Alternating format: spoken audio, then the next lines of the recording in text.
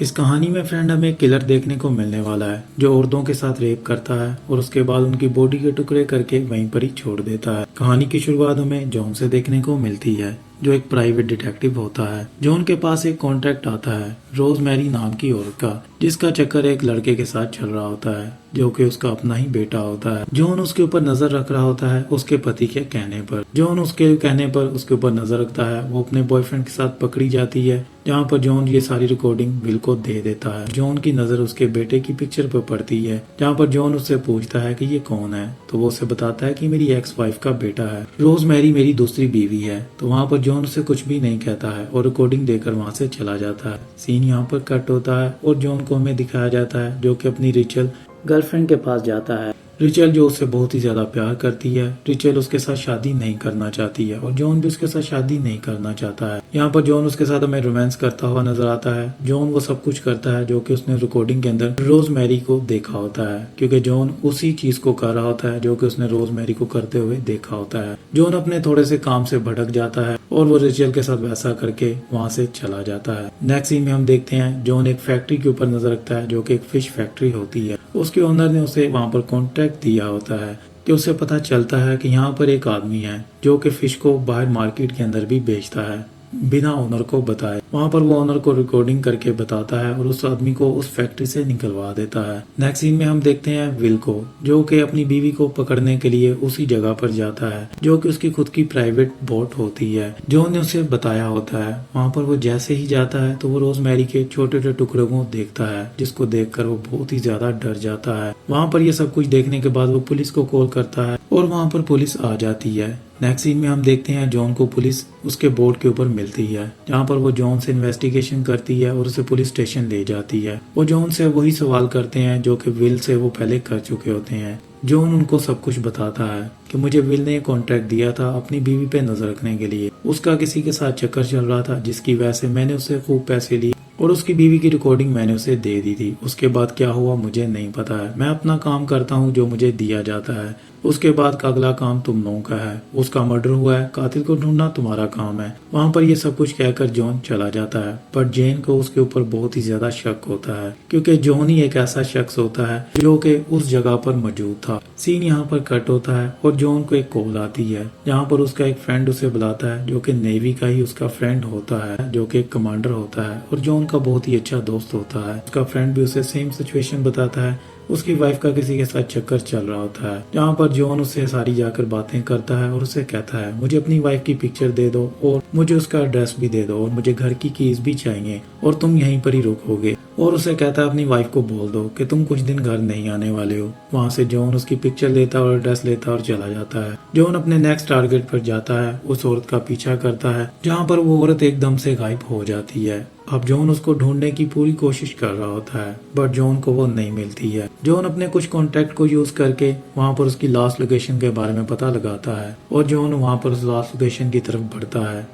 यहाँ पर अब उसे एक औरत की लाश नजर आती है जिसको देखकर जॉन उसकी तरफ भागता है और जाकर उसकी पल्स को चेक करता है। यही जॉन की एक सबसे बड़ी गलती होती है। वहाँ पर उसकी गर्दन के ऊपर जैसे ही वो हाथ रखता है तो उसके हाथ पर खून लग जाता है और अपने कपड़ों के साथ वो साफ कर लेता है। थोड़ी देर के बाद वहाँ पर हम पुलिस वालों को देखते हैं जो कि वहाँ पर पहुँच जाते हैं। अब फोरेंसिक लैब में जेन उसे बोलती है कि मुझे तुम्हारे कपड़े चाहिए और तुमने उसकी पल्स को छुआ था और ये तुमने ऐसा क्यों किया है। जॉन उसे कहता है कि मुझे लगा वो जिंदा होगी जिसकी वजह से मैंने उसकी पल्स चेक की थी। तो वहाँ पर वो उसे कहती है तुमने ये गलत किया है बट तुमने जो किया है अब उसकी सजा तो तुम्हें नहीं मिल सकती है। सो फ्रेंड 2 दिन गुजर चुके होते हैं और 2 दिन में हमें 2 लाशें देखने को मिल जाती हैं। सेम सिचुएशन में वही चीज होती है और उसके साथ रेप होता है और उसके बाद उसको काट कर एक दूसरी जगह पर वीरान सी जगह पर फेंक दिया जाता है। अब उस लड़की के बारे में पता लगता है जेन को और जेन आकर जॉन से बात करती है। वो उससे फिर से वही क्वेश्चन करती है और उसे कहती है पहली लाश पर भी तुम्हारे फिंगरप्रिंट्स हर जगह पर मिले थे, उस पूरी बोर्ड पर तुम्हारे फिंगरप्रिंट्स थे। अब यहाँ पर उसकी पूरी बॉडी पर भी तुम्हारे फिंगरप्रिंट्स मिल रहे हैं, ऐसा कैसे हो सकता है। तो वहाँ पर जॉन उससे पूछता है वो लाश किसकी है, क्या तुमने पता लगा है। तो वो उसे कहती है वो एक रिचल नाम की औरत की लाश है जो कि 40 साल की औरत है। वहाँ पर जॉन ये बात सुनकर बहुत ही ज्यादा डर जाता है। जॉन को बहुत ही ज्यादा गिल्टी होता है क्योंकि वो उसकी गर्लफ्रेंड होती है। जॉन की गर्लफ्रेंड को भी कोई मार चुका होता है। अब कोई होता है ऐसा जो कि जॉन के पीछे हाथ धोकर पड़ जाता है। जॉन को ये बात तो समझ में आ जाती है कि कोई उसके पीछे पड़ गया है। अब वहाँ पर जॉन चुप करके बैठ जाता है और जेन को कहता है कि वो मेरी गर्लफ्रेंड थी, तुम्हें ये बात नहीं पता है, पर तुम किसी से भी पूछ सकती हो।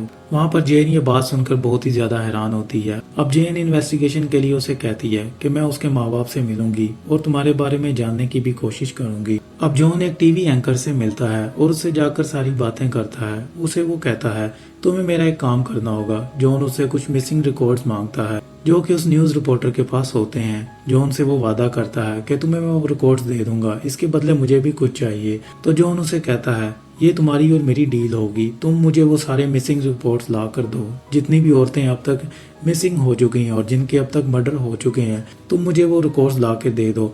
मैं जैसे कोई ब्रेकिंग न्यूज बनेगी सबसे पहले मैं तुम्हारे चैनल पे तुम्हें कॉल करूंगा, तुम उस जगह पर आ जाना और उस न्यूज को तुम रिकॉर्ड कर सकते हो।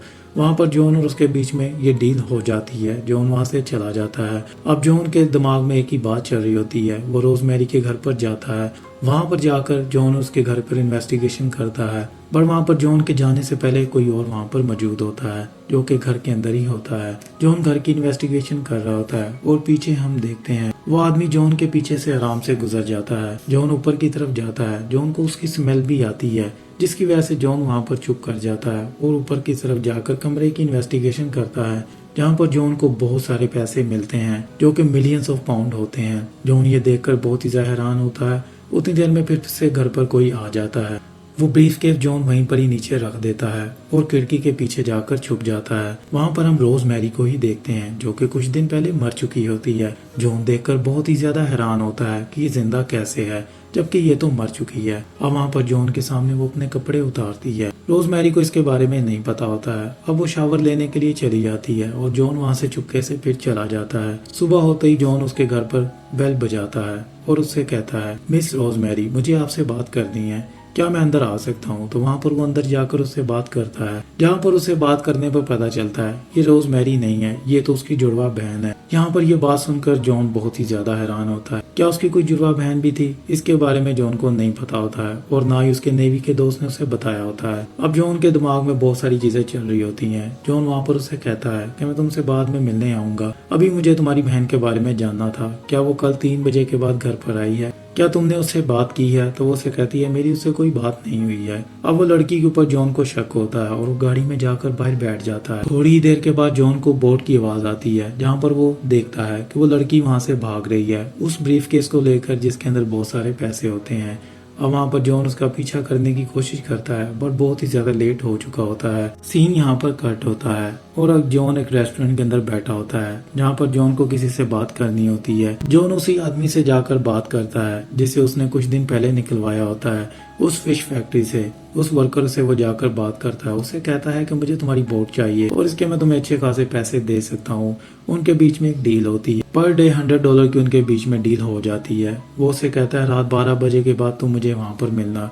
उन्हें एक नेवी के शेल्टर हाउस में जाना होता है जो कि काफी ज्यादा पुराना होता है। जॉन को शक होता है कि वो ब्रीफकेस वहाँ पर ही लेकर गई है, क्योंकि जॉन बहुत ही अच्छा डिटेक्टिव होता है। अब जॉन की यही सिक्स सेंस होती है कि वो वहाँ पर जाएगा और उस ब्रीफकेस को वहाँ पर जाकर पकड़ लेगा। सीन यहाँ पर कट होता है और रात 12 बजे के बाद जॉन वहाँ पर पहुँचता है। जॉन को पानी से बहुत ही ज्यादा डर लगता है, इसलिए वो दूसरे बोट वाले का सहारा लेता है। जॉन की ये बात बहुत ही ज्यादा हैरानगी वाली होती है क्योंकि जॉन तो एक बोट पर ही रह रहा होता है। वहाँ पर जॉन जैसे ही शेल्टर रूम पर पहुँचता है और वो छुप के बैठ जाता है और अपने दूसरे साथी से कहता है जो कि बोट का उसके ऊपर वेट कर रहा होता है। वो उसे कहता है तुम्हें मुझे बताना होगा जैसे ही यहाँ पर कोई आएगा। थोड़ी देर के बाद वो उसे कहता है कि यहाँ पर तुम्हारी तरफ ही कोई आ रहा है। तो जॉन उसका वेट करता है, वहाँ पर वो उसका पीछा करता है, जहाँ पर जॉन उसके पीछे पीछे जा रहा होता है और वो ऊपर की तरफ जाकर उस ब्रीफकेस को लेकर नीचे की तरफ जाने लगता है। बट उतनी देर में चीखने चिल्लाने की आवाज आती है। जॉन ऊपर की तरफ जाकर देखता है तो वो उसी का साथी होता है जिसको वो बहुत ही बुरी तरह मार चुका होता है। जॉन वहाँ से डरकर भाग जाता है। अब जॉन को कुछ भी समझ में नहीं आ रहा था आखिरकार यहाँ पर क्या चल रहा है। अब जॉन अपने नेवी वाले दोस्त से जाकर बात करता है और उससे कुछ रिकॉर्ड्स मंगवाता है जो कि उसके दूसरे दोस्त विल के होते हैं। वहाँ पर कमांडर वो रह चुका होता है। अब वहाँ पर जॉन को उसके बारे में पता चलता है कि उसने बहुत सारे घपले किए हुए हैं, जहाँ पर वो बहुत सारे पैसे इकट्ठे करके बैठा हुआ है। जो ब्रीफकेस के अंदर पैसे थे वो उसके दोस्त विल के थे जो कि कमांडर है, जिसने उसे वो कॉन्ट्रैक्ट दिया था अपनी बीवी के ऊपर नजर रखने का। अब ये सारी बातें जॉन को समझ में आती है और जॉन अपने दोस्त के पास पहुंचता है और उससे जाकर बात करता है। उसे कहता है मुझे तुम्हारे बारे में पता चल चुका है, तुम्हें क्या लगा मैं तुम्हें पकड़ नहीं पाऊंगा? ये सब कुछ तुमने करवाया और तुमने पुलिस वालों को भी मेरे पीछे लगा दिया है। ये सब कुछ तुमने क्यों किया है? वहाँ पर वो सारी जॉन को बात बताता है।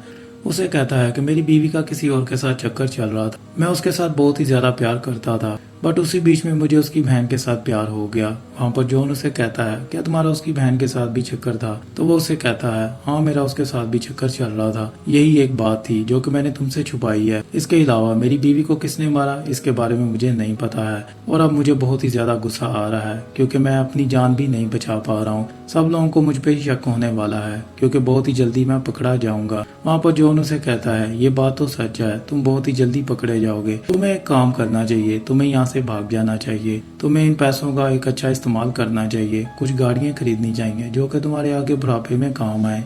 वहाँ पर जॉन की ये बातें सुनकर उसे बहुत ही ज्यादा गुस्सा आता है और जॉन को वो मारने की कोशिश करता है। जहाँ पर जॉन उसे कहता है तुम्हें मुझे मारना है, तुम मुझे मार सकते हो, पर तुम्हारा अब कुछ भी नहीं हो सकता है। वहाँ पर वो खुद को ही गोली मार लेता है। अब फिर से जॉन उस जगह पर होता है जहाँ पर एक और मर्डर हो चुका होता है। अब जॉन वहाँ पर पुलिस वालों को बुलाता है और वहाँ पर जेन इंस्पेक्टर आती है जो कि आकर जॉन से कहती है तुम फिर उसी जगह पर हो जहाँ पर एक और मर्डर हुआ है। मुझे समझ में नहीं आ रहा हर जगह पर तुम ही क्यों मौजूद होते हो, और जिस जगह पर भी हम जाते हैं वहाँ पर तुम पहले से ही होते हो। यहाँ पर जॉन से वो फिर से इन्वेस्टिगेशन के लिए उसे बुलाती है। उसे कहती है तुम अब जा नहीं सकती हो क्योंकि तुम अब गिल्टी हो, हर जगह पर तुम्हें ही पाया गया है। अब जॉन उनके साथ चुपचाप चलना शुरू कर देता है। इसी बीच में हमें जॉन की एक और कहानी के बारे में पता चलता है। जॉन एक ओल्ड वुमेन के पास जाता है जिसके साथ जॉन जाकर सोता है, और वहाँ पर जब जॉन की सुबह आँख खुलती है तो उस लेडी के बहुत सारे टुकड़े हुए होते हैं। जॉन इस चीज को देखकर बहुत ही ज्यादा डर जाता है। अब जॉन फिर से पुलिस को कॉल करता है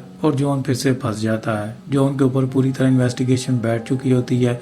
जॉन का वकील दूसरी वकील से बात कर रहा होता है। वहाँ पर वकील कहता है कि जॉन बेगुनाह है और ये बात मैं जानता हूँ और ये मैं साबित करके रहूंगा। अब जॉन को अदालत में नहीं लेके जाया जाता है क्योंकि जॉन एक बहुत ही अच्छा ऑफिसर भी रह चुका होता है नेवी का, और दूसरा जॉन एक डिटेक्टिव होता है। जॉन की दिमागी हालत के बारे में जानने के लिए वो उसे एक साइकियाट्रिस्ट के पास भेज रहे होते हैं। फिल्म के स्टार्ट से लेकर फिल्म की एंडिंग तक जॉन हमें उस साइकियाट्रिस्ट डॉक्टर के पास ही देखने को मिलता है जहाँ पर ये जॉन अपनी सारी कहानी बता रहा होता है। जहाँ पर जॉन के बारे में हमें और भी बहुत सारी बातों के बारे में पता चलता है। जॉन के बारे में डॉक्टर को कुछ भी समझ में नहीं आ रहा होता है और वो कोई भी फैसला नहीं ले पा रही होती है, और जॉन के ऊपर वो क्रश भी कर रही होती है क्योंकि जॉन ने उसे डिनर के लिए भी बोला होता है। सीन यहाँ पर कट होता है। अब जेन को एक और क्लू मिलता है जहाँ पर उसे राइट के बारे में पता चलता है, और जो कि जॉन का पड़ोसी रह चुका होता है और जॉन का बहुत ही अच्छा दोस्त होता है। जॉन की एक्स गर्लफ्रेंड का वो पति भी होता है जो कि अपनी वाइफ को मार चुका होता है, जिसका नाम टोबी होता है। अब वहाँ पर जेन पहुँचती है और उसकी जाकर लाश देखती है जहाँ पर उसके साथ भी सेम सिचुएशन हुई होती है। उसका रेप करके उसे काट कर टब बाथ में फेंक दिया जाता है। वहाँ पर मिस्टर राइट भी आ जाते हैं और आकर उनसे पूछते हैं यहाँ पर क्या हुआ है। तो वहाँ पर जेन उसकी गाड़ी की तलाशी लेती है और उसकी गाड़ी से वो सारे सबूत निकलते हैं जिनको देखकर जेन को उसके ऊपर पूरा यकीन हो जाता है कि कातिल यही है। अब राइट के ऊपर इल्जाम लग जाता है। राइट ही वो कातिल होता है जो कि औरतों को मार रहा होता है। सबको ये यकीन हो जाता है। बट कहानी में यहाँ पर एक नया ट्विस्ट आता है। दूसरी तरफ जॉन भी आजाद हो जाता है। अब वो उस डॉक्टर के साथ रोमांस करता हुआ नजर आता है और डॉक्टर को लेकर बोट में बैठ जाता है, जहाँ पर अब जॉन के पास सारे वो पैसे भी होते हैं जो कि विल के होते हैं। विल तो मर चुका होता है। जॉन उसके पैसे लेकर अपनी बोट में बैठता है और वहाँ पर डॉक्टर के साथ खूब मस्ती इंजॉय करता हुआ नजर आता है। और वहाँ पर डॉक्टर उसे धोखा दे देती है। डॉक्टर उसे बांध देती है। उसकी कॉफी में उसने बेहोशी की दवा मिलाई होती है, जहाँ पर जॉन को होश आती है और डॉक्टर उसे कहती है मुझे वो पैसे चाहिए जो कि तुम्हारे पास है, क्योंकि डॉक्टर ने उसकी सारी कहानी तो पहले से ही सुनी होती है। उसे यकीन होता है कि जॉन के पास ही वो सारे पैसे हैं। बट जॉन बहुत ही ज्यादा चालाक होता है और वो अपने हाथों को खोल देता है। अब वो वहाँ पर डॉक्टर को सारी सच्चाई बताता है और हमें यहाँ पर पता चलता है वो सीरियल किलर और कोई नहीं होता है, वो जॉन ही होता है जो कि सभी औरतों को मार चुका होता है, और वो ओल्ड वुमेन जो कि जॉन की अपनी ही माँ होती है। कहानी यहाँ पर हमें एंडिंग होते हुए नजर आती है जहाँ पर वो डॉक्टर को भी मार देता है और जॉन वहाँ से उस शहर को छोड़कर चला जाता है। फिल्म की कहानी यहीं पर ही खत्म होती है फ्रेंड। अगर आपको वीडियो अच्छी लगी हो तो लाइक करें, शेयर करें और मेरे चैनल को सब्सक्राइब कर लें। फिल्म का नाम है साइलेंट आवर्स।